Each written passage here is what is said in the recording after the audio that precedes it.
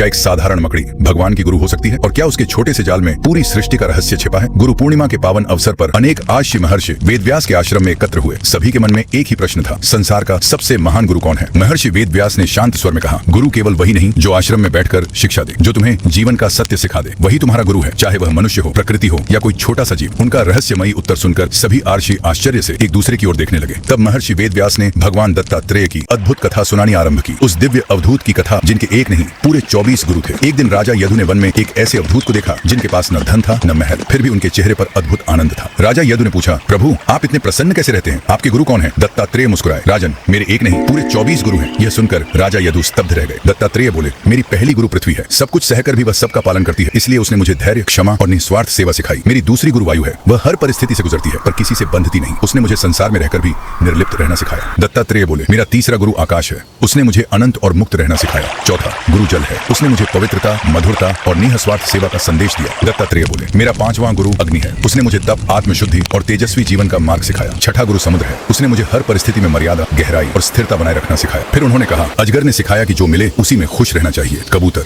पतंगे, मृग और मछली ने बताया कि मोह और इंद्रियों का लालच हमें बंधन में डाल देता है। मधुमक्खी ने सिखाया कि ज्यादा संग्रह चिंता देता है और चील ने बताया कि शांति पाने के लिए कभी कभी छोड़ देना जरूरी होता है। फिर उन्होंने कहा, मेरे सबसे रहस्यमयी गुरुओं में एक साधारण मकड़ी भी थी जिसके छोटे से जाल में पूरी सृष्टि का रहस्य छिपा था। दत्तात्रेय बोले, मकड़ी ने मुझे सिखाया कि जैसे उसका जाल उसी से प्रकट होकर उसी में समा जाता है, वैसे ही यह सृष्टि परमात्मा से उत्पन्न होकर अंत में उसी में विलीन हो जाती है। महर्षि वेदव्यास ने कहा, जिसमें सीखने की विनम्रता हो उसके लिए पूरी सृष्टि ही गुरु है। यही गुरु पूर्णिमा का सच्चा संदेश है। गुरु पूर्णिमा के पावन अवसर पर आप सभी को हार्दिक शुभकामनाएं। ऐसी ही ज्ञानवर्धक और दिव्य पौराणिक कथाओं के लिए डिवाइन वर्स एनिमेशन को सब्सक्राइब करें।